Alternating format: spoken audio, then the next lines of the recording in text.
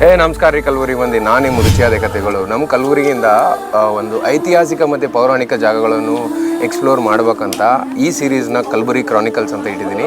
ಇದ್ರ ಮೊದಲನೇ ಭಾಗ ನಾವು ಶರಣಬಸವೇಶ್ವರ ದೇವಸ್ಥಾನದ ಬಗ್ಗೆ ಇನ್ ಡೀಟೇಲ್ ಆಗಿ ಅದ್ರ ಬಗ್ಗೆ ನಾವು ಭಾಳಷ್ಟು ಎಕ್ಸ್ಪ್ಲೋರ್ ಮಾಡಿದ್ದೀವಿ. ಆ ದೇವಸ್ಥಾನದ ಬಗ್ಗೆ ಯಾರೂ ಗೊತ್ತಿರಲಿಲ್ಲ, ಏನಷ್ಟು ಹಿಡನ್ ಪ್ಲೇಸಸ್ಗಳು.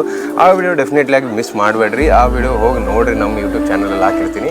ಇವಾಗ ನಾವು ನಮ್ಮ ಕಲಬುರಗಿ ಹತ್ರನೇ ಭಾಳಷ್ಟು ದೇವಸ್ಥಾನಗಳು, ಪೌರಾಣಿಕ ದೇವಸ್ಥಾನಗಳು ಅವ. ಅದು ಎಕ್ಸ್ಪ್ಲೋರ್ ಮಾಡ್ಬೇಕಂತ ನಂದು ಒಂದೇ ಇಂಟೆನ್ಷನು. ಅದಕ್ಕೆ ನಮ್ಮ ಸಾಥ್ ಕೊಡ್ತಿರೋದು ನಮ್ಮ ಡಾಕ್ಟರ್ ನಾಗನಾಥ್ ಯಾದಗಿರಿ ಸರ್ ಅವರು. ಈ ಸೀರೀಸಿಗೆ 2ನೇ ಭಾಗ ಆಗಿ ನಾವು ಇವತ್ತು ಕಾಳಗಿಯಲ್ಲಿ ಕಾಳೇಶ್ವರ ದೇವಸ್ಥಾನ ಮತ್ತು ಸುತ್ತಮುತ್ತ ಎಲ್ಲ ದೇವಸ್ಥಾನ ಬಗ್ಗೆ ಇನ್ ಡೀಟೇಲ್ ಆಗಿ ಎಕ್ಸ್ಪ್ಲೇನ್ ಮಾಡಬೇಕು ಮತ್ತು ಅದ್ರ ಬಗ್ಗೆ ಸ್ಟಡಿ ಮಾಡ್ಬೇಕಂತ ನಾವು ಡಾಕ್ಟರ್ ನಾಗನಾಥ್ ಯಾದಗಿರಿ ಸರ್ ಒಟ್ಟಿಗೆ ಇಲ್ಲಿ ಬಂದಿದ್ದೀವಿ. ಇದ್ರ ಬಗ್ಗೆ ಭಾಳಷ್ಟು ತಿಳ್ಕೊಂಡು ಮತ್ತು ಇದ್ರ ಬಗ್ಗೆ ರಿಸರ್ಚು ಮತ್ತು ಒಂದು ಪ್ಯಾಷನೇಟಾಗಿ ಈ ದೇವಸ್ಥಾನಗಳು, ಈ ಐತಿಹಾಸಿಕ ಜಾಗಗಳು ಮತ್ತು ಎಲ್ಲ ಹಳೇ ಪುರಾತನ ಬಿಲ್ಡಿಂಗ್ಸ್ಗಳ ಬಗ್ಗೆ ಅವರು ಡೀಪಾಗಿ ರಿಸರ್ಚ್ ಮಾಡಿದ್ದಾರೆ. ಈ ಬಿಲ್ಡಿಂಗ್ಗಳ ಬಗ್ಗೆ ಇವ್ರ ಬಳಿ ಜಾಸ್ತಿ ಏನು ಡೀಟೇಲ್ಸ್ ಬೇಕಂತ ನಾವು ಇವ್ರ ಬಳಿ ಕೇಳ್ಕೊಳ್ಳೋಣ. ಬರ್ರಿ ಹೇಳ್ತೀವಿ. ನಮಸ್ತೆ, ವಿ ಆರ್ ಡಾಕ್ಟರ್ ಬ್ರದರ್ಸ್. ನೋಡ್ತಾ ಇದ್ದೀರಾ, ಈಗ ಡಾಕ್ಟರ್ ಬ್ರದರ್ಸ್ನ ನೋಡ್ತಾ ಇದ್ದೀರಾ. ಕಲಬುರಗಿ ಅಂದ ತಕ್ಷಣ ತುಂಬ ಹಿಂದುಳಿದ ಪ್ರದೇಶ ಅಂತ ಹಾಕಿ ತಿಳ್ಕೊತೀವಿ. ಆದರೆ ಕಲಬುರಗಿಯಲ್ಲಿ ಆ ಸಮಯದಲ್ಲಿ ಎಷ್ಟು ಸಮೃದ್ಧಿಯಾಗಿತ್ತು ಅನ್ನೋದನ್ನು ಒಂದೊಂದೇ ಕಥೆಗಳ ಮುಖಾಂತರ ನಾವು ನಿಮ್ಮ ಮುಂದೆ ಇಡೋದೇ ನಮ್ಮ ಪ್ರಯತ್ನ ಆಗಿತ್ತು. ಅದರ ಒಂದು ಅಂಗವಾಗಿಯೇ ನಾವು ಇವತ್ತು ಬಂದಿದ್ದೀವಿ ಕಾಳಲಿಂಗೇಶ್ವರ ದೇವಸ್ಥಾನಕ್ಕೆ.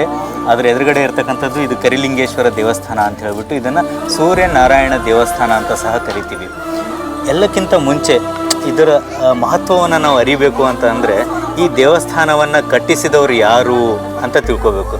ಈ ದೇವಸ್ಥಾನವನ್ನು ಕಟ್ಟಿಸಿದವರು ಯಾರು ಅಂತ ಕೇಳಿದಾಗ ನಮ್ಮ ಎದುರುಗಡೆ ಬರುವಂಥ ಹೆಸರು 6ನೇ ವಿಕ್ರಮಾದಿತ್ಯ ಅಂತ ಹೇಳ್ಬಿಟ್ಟು. ಸ್ನೇಹಿತರೆ, ಇಲ್ಲೇ ನಾನು ನಿಮಗೊಂದು ತುಂಬ ಇಂಟ್ರೆಸ್ಟಿಂಗ್ ವಿಷಯ ಹೇಳಬೇಕು ಅಂತ ಮನಸ್ಸು ಮಾಡ್ತಾಯಿದ್ದೀನಿ. ಏನಂದರೆ ಆ 6ನೇ ವಿಕ್ರಮಾದಿತ್ಯ ಯಾರು ಅಂತ ಹೇಳ್ಬಿಟ್ಟು ನೀವು ಒಂದು ಸಾರಿ ಗೂಗಲ್ ಮಾಡಿ. ಅವರ ಸಾಮ್ರಾಜ್ಯ ಎಲ್ಲಿಂದ ಎಲ್ಲಿವರೆಗೂ ಹಬ್ಬಿತ್ತು ಅಂತ ಒಂದು ಸಾರಿ ಗೂಗಲ್ ಮಾಡಿ ನೋಡಿ ಸ್ನೇಹಿತರೆ. ಕೆಳಗಡೆ ಅಂಡಮಾನ್ ನಿಕೋಬಾರ್, ಶ್ರೀಲಂಕಾ ಹಿಡ್ಕೊಂಡು ಮೇಲೆ ಅರೇಬಿಯಾ, ಯುರೋಪು, ಆಮೇಲೆ ರೋಮ್ವರೆಗೂ ಇವರ ಒಂದು ಸಾಮ್ರಾಜ್ಯ ಹರಡಿತ್ತು. ಅದೆಲ್ಲವೂ ಕೇಸರಿಮಯವಾಗಿತ್ತು ಆ ಸಮಯದಲ್ಲಿ. ಅಂತಹ ಒಂದು ಸಾಮ್ರಾಜ್ಯದ ಅಧಿಪತಿಯಾಗಿರ್ತಕ್ಕಂಥ ವಿಕ್ರಮಾದಿತ್ಯನ ಕುರಿತು ನಾವು ಇವತ್ತೆಲ್ಲೂ ಓದೋದಿಲ್ಲ. ಅಲೆಕ್ಸಾಂಡರ್ ವಿಶ್ವವಿಜೇತ ಅಂತ ಓದ್ತೀವಿ. ವಿಶ್ವವಿಜೇತ, ವಿಶ್ವ ಸಾಮ್ರಾಟ್ ಅಂತ ಕರಿಬೇಕಾಗಿದ್ದು 6ನೇ ವಿಕ್ರಮಾದಿತ್ಯನ. ಅವರು ಕಟ್ಟಿಸಿರ್ತಕ್ಕಂಥ ದೇವಸ್ಥಾನ ಇದು ಕರಿಲಿಂಗೇಶ್ವರ ದೇವಸ್ಥಾನ ಅಂತ ಹೇಳ್ಬಿಟ್ಟು. ಇಂತಹ ಅಪೂರ್ವ ದೇವಸ್ಥಾನ ಮತ್ತೊಂದಿಲ್ಲ ಅಂತ ನಾವು ಹೇಳ್ಬೋದು.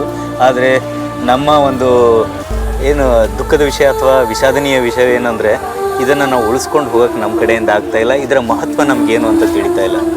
ಇದರ ಒಂದು ಶಿಲ್ಪಕಲೆ ಆಗಿರ್ಬೋದು, ಇಲ್ಲಿರ್ತಕ್ಕಂಥ ಒಂದು ಅಮೂಲ್ಯ ಶಿಲೆಗಳ ಒಂದು ಕಥೆಗಳನ್ನು ಒಂದೊಂದಾಗಿ ನಾವು ನಿಮ್ಮ ಮುಂದೆ ತೆರೆದಿಡ್ತೀವಿ. ಬನ್ನಿ ಸ್ನೇಹಿತರೆ, ಇವಾಗ ನೋಡೋಣ ಈ ಕರಿಲಿಂಗೇಶ್ವರ ದೇವಸ್ಥಾನ.